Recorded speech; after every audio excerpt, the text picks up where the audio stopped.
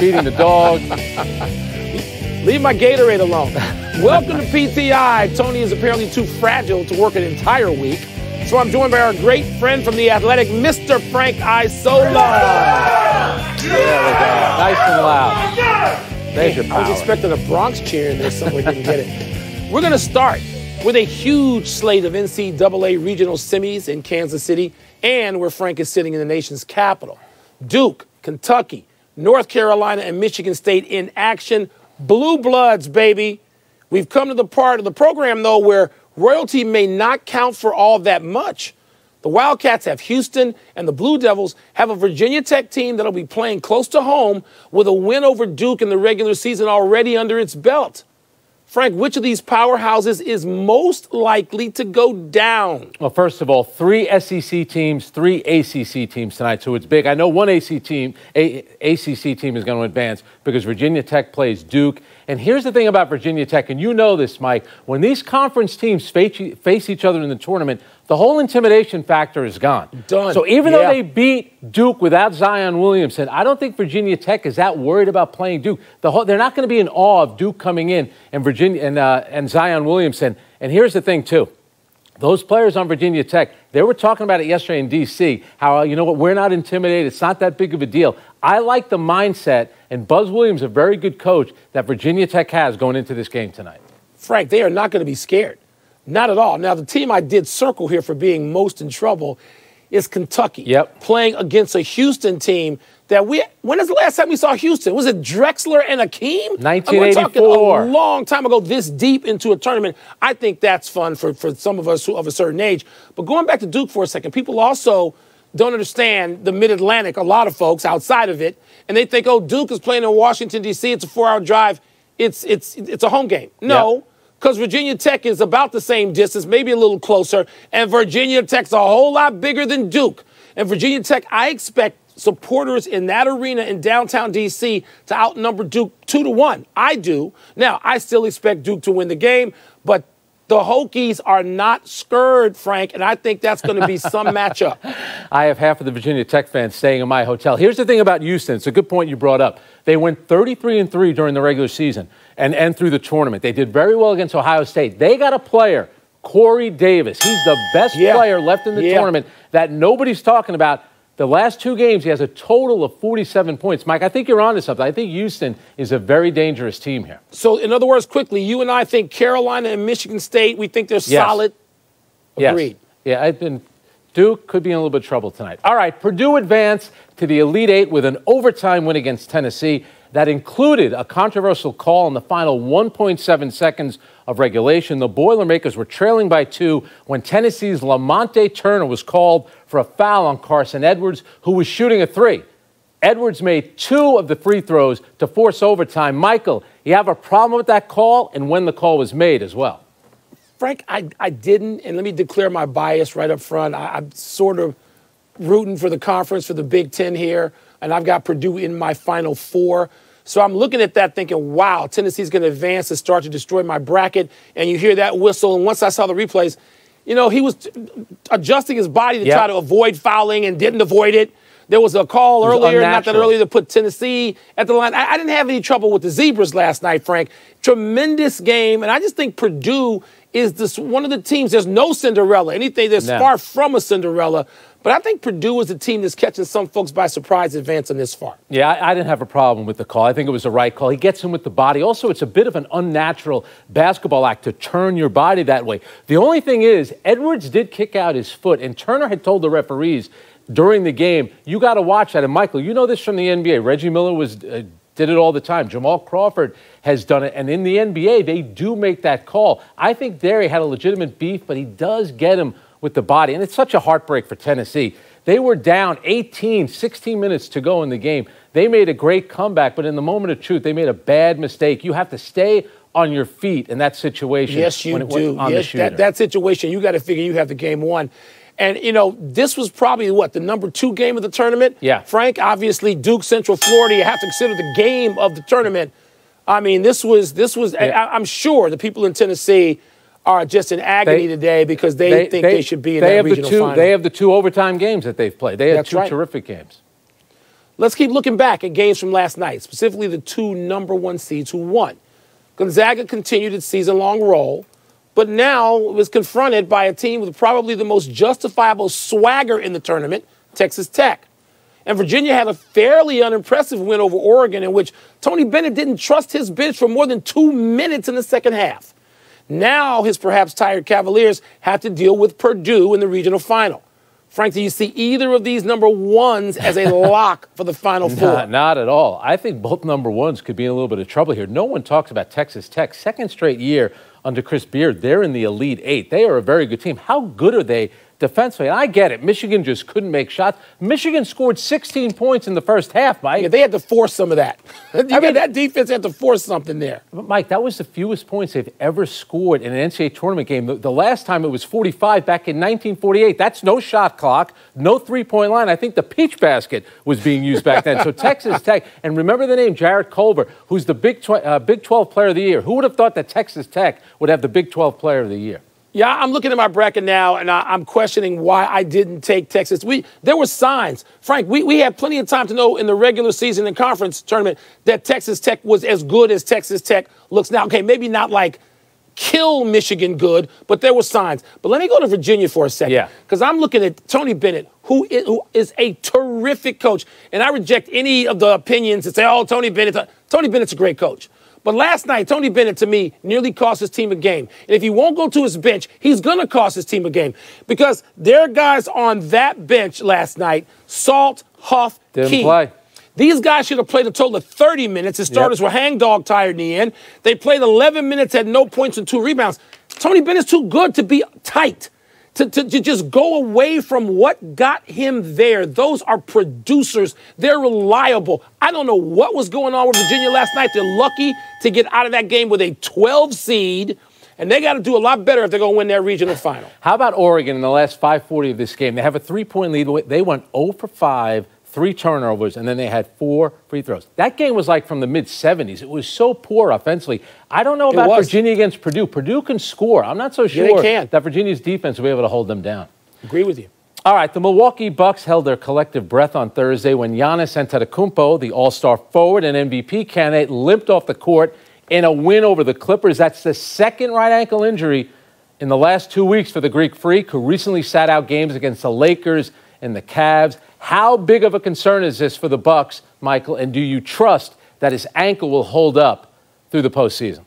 Well, you know what? It's interesting. I just got done on the jump talking with Scottie Pippen about this, and this is a person to listen to who had plenty of 4- and 5-game leads in the division late and had the chance to sit out, and his teams never did. Never did. Scottie never did. Michael never did. Whether it was Paxson or Kerr and Horace Grant or Robin, they didn't. Scottie's saying, you know what? It's time to wrap him up and sit him down no matter what he says. Antetokounmpo has to sit because this is not a great ensemble, and it's missing its second most important player, Malcolm Brogdon. They got to sit him. With a lead like that, Frank, even if they just wait the last 3-4 games, they got to tell Mr. Antetokounmpo, you've got to sit down, son. Yeah, what you love about Giannis is that he wants to be out there, but I think you're right. They're going to finish with the best record in the NBA, certainly the best record in the Eastern Conference. And you mentioned it, Malcolm Brogdon won't be back till at least the second round. Pau Gasol is out at least a month. They think that Mirotic will be back for the start of the playoffs. What's funny about this whole thing, the Milwaukee Bucks, they're trending in a lot of ways in the wrong direction, just in terms of injury. You know what this is going to set up for? Is going to be the Boston Celtics. They're going to finish either 4th or 5th, and then they're going to end up probably winning a first-round series where Indiana won't have Oladipo, and then they'll get Milwaukee in the second round, which, let's face it, Giannis has never won a playoff series, and Milwaukee's banged up right now. Yeah, Milwaukee and Denver are in interesting positions, Frank, because in the playoffs, experience is everything. It's everything. At least in terms of advancing when you're a novice team, and Milwaukee qualifies as that even with Brogdon. It helped them that they got Gasol, but he's out. Mirotic has been in big playoff games against LeBron in Cleveland. He's out, at least for now. So, no, they can't. They got to be extra cautious with Antetokounmpo and make him see the light in this case. I do admire him. I love the kid that he has a throwback ethic that he wants to play. He wants to play, Michael. He also wants to win MVP. That's right. Do you think this could impact him if he sits out the last few games? It sounds like he might be winning it anyway, or he's right in there. I don't think these last few games are going to impact him. He's not going to have a 70-point game. No. That's one of those eye-candy games. It's not his style. Yeah. So I don't know, but that's going to be an interesting thing down the stretch for him as well. Don't look now, but the Houston Rockets are a freight train as we approach the playoffs. They took out Denver by 27 last night when the Nuggets could have closed in on the top seed in the West. Houston's biggest improvement is on the defensive end, where they are second in the NBA since the All-Star break. With that in mind, Austin Rivers said, quote, "If we play defense like that, we can win the title," close quote. Frank, are you willing to go as far as Austin? I am. And weren't you the guy who told me back in November that the loss of Trevor Ariza will come back to haunt this team? I'll tell you what, they were in 14th place very early in the season. But I think what they've done defensively, you know, P.J. Tucker is terrific, and obviously Capella being back healthy, and then they have, you know, Harden scoring like we haven't seen anybody score in the NBA in a long time. And this is what everyone forgets, conveniently forgets. They were up 3-2 on Golden State, and then Chris Paul hurt his hamstring. I liked their chances last year with Chris Paul healthy. That, to me, will be the big question mark. Can Chris Paul finally stay healthy throughout an entire playoff run? Well, they're doing things to try to protect him in ways which I think are smart. Like, Chris is not even bringing the ball up sometimes in those situations where you think, okay, he's got to have the ball. But let's go back to the defense. I mean, there's several components here. Getting Jeff Bezdelik, their sort of defensive coordinator, back. I mean, whatever they had to do, they should have kept him, because he didn't start camp with him. He didn't start November with him. He came back shortly thereafter. Jeff Bezdelik is a defensive wizard. They have to have him. They had to have him in conjunction with Chris Paul, who is also one of the best defensive players under 6'5" in the last 15 years in the NBA, year after year after year. Chris may not be as good defensively now as he was 3 years ago. So what? Chris is back. Capella is back. Bezdelik is back. And James Harden actually showed up. I mean, I've had players in the Western Conference tell me in the playoffs in the past 3-4 years, he's not even trying. He's that bad a defender.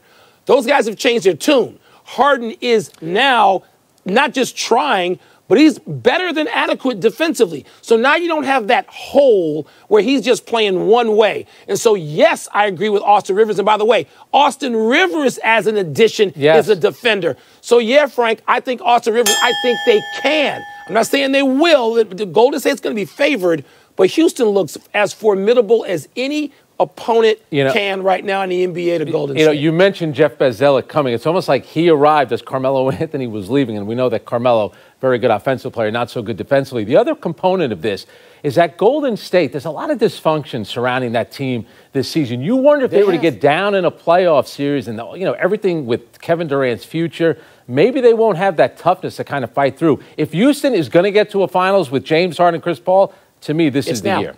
This has to be it seems for me, and you too. Let's take a break. But coming up, did Bryce Harper deserve any boos on opening day in Philly? Well, you wanted to boo me, and is Sean Payton right to be excited to coach against the Sean McVay clones? There's a lot of them out there. First one to take him on publicly, first one to say it. That's right. And he sort of kind of said it. Time for the game that requires Frank to do some heavy lifting for a change. Mail time. Frank, are you ready to read? You want to give us the first one? Mail time. Let's see what we got. All right. Did Bryce Harper deserve even one boo yesterday? By way of review, Bryce Harper went 0-for-3 with a walk, a couple of strikeouts. I think he scored a run. But after that second strikeout, you can hear the boos. First of all, what's with the green spikes? But you can hear the boos. Yes, he deserves to get booed because he signed with Philly.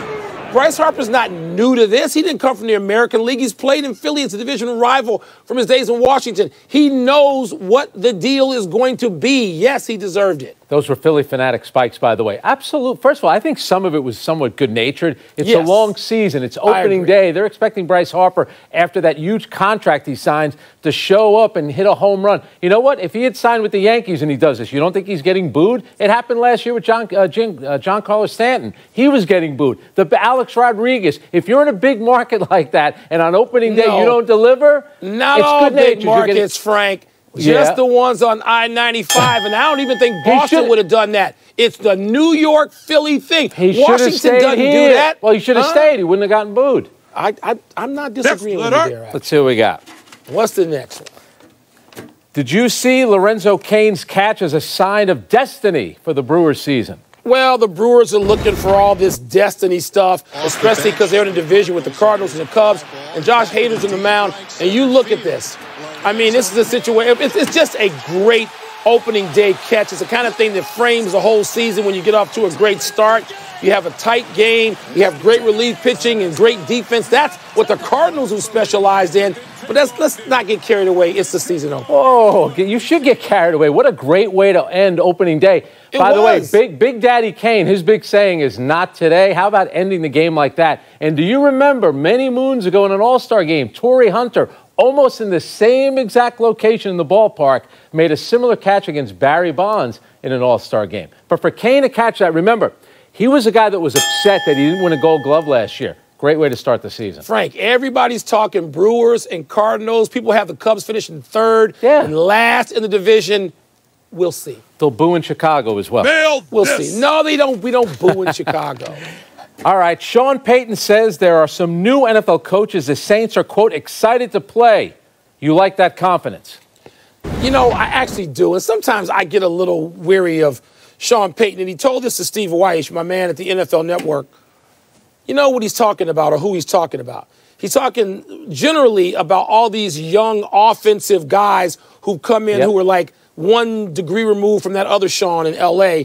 But specifically, he's talking about Cliff Kingsbury. Because that's the only guy who fits the bill who's on his schedule this year. So, yes, I kind of like it, Frank. He also doesn't like the fact that he doesn't have like a little cradle of coaches. He was hoping that some of maybe his defensive guys could have gotten jobs this offseason. And I keep saying this about the Saints. Everyone talks about the no call.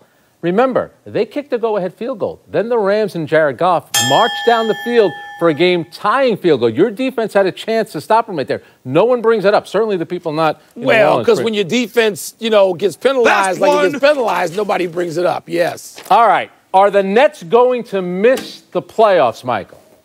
Man, 3 or 4 days ago, Frank, this didn't seem possible. It looked like the Nets were more likely to finish in 6th than in 9th. But what we've got here is 5 teams vying for, the final 3 spots. The Nets, after that loss, are only 1 game up on Orlando in 9th, a half game up on Miami in 8th. And they got Boston, Milwaukee twice, Toronto, Indy, Miami. And for the season finale, they could be playing for something. I mean, there is no lock here, and that schedule makes it look like, to me, they might be the odd team out. They just finished a 7-game, 17-day road trip. They catch a break because tomorrow night they're going to play Boston. Boston will be on a back-to-back, so who knows? Maybe Kyrie Irving doesn't play. I do have a scenario for you, though. Last season, there was a play-in game between Minnesota and Denver. Yeah. On the final night of the season, we could get Miami with Dwayne Wade playing his last game in Brooklyn to get into the playoffs. You like that, don't you? Who do you think I'm rooting for? Because I know who you're rooting for and such as. Oh, no. Wait, no, you're sort of a Nets guy. I forget you're on the pregame, the postgame, fill in Frank. Bring up that little scenario the next time you're on the jump. That'll be a good idea. Thanks for your email, peeps. We're going to take one last break, but still to come. Will the Chicago Bears right to trade away their top running back? And will Tiger and Rory put on a match worth watching tomorrow? More sports on tomorrow. Baseball, basketball, golf. A lot of stuff. Time to get happy, people. Happy 30th birthday tomorrow to Chris Sale, who fits the category of what in the hell can you give this guy that he doesn't already have? He's a 7-time All-Star. He's got a World Series ring. Just signed a 5-year, $145 million contract extension. I guess if we're really looking hard, there's a matter of a Cy Young that could go on his mantle. You're being very kind to him, Michael. On opening day, 3 innings, 7 earned runs, 3 home runs you gave up to the Mariners. The undefeated Mariners, by the way. Just opening day. Happy anniversary, Michael Jeffrey Jordan. On this day 37 years ago, as a freshman, you hit a jump shot with 16 seconds remaining to give North Carolina the national championship over Georgetown. This was the first of a great many iconic moments for the greatest player in the history of this game. That game featured not only a freshman Jordan, but another freshman named Patrick Ewing, another freshman named Sam Perkins, and a junior star, James Worthy. was my first Final Four courtside, Frank, and I could have just stopped right then and there. The question is, 5 years later, Keith Smart, almost the same spot on the court. Were you there? I was there. I was there for that one, too. So you didn't stop. I didn't stop. Happy trails, Jordan Howard.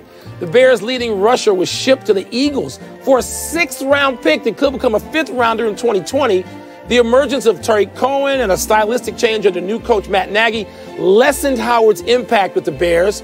I just hope in looking to upgrade the position, the Bears don't regret dumping such a productive player down the line. Yeah, Howard ranks 3rd in the NFL in rushing since entering the league, by the way. All right, no errors today. We got to run through quickly the big finish. Dodgers hit 8 home runs on opening day record. Is that a big deal, Frank? Absolutely. Corey Seager had one of them as well. Tiger advanced to the weekend in match play and now faces Rory. Is that a must-see? Any Tiger is a must-see, particularly with Rory, too. Greg Schiano resigned from the Patriots. Your thoughts? I think it actually puts a lot more responsibility on Bill Belichick now with that defense. Celtics-Pacers tonight. Important game.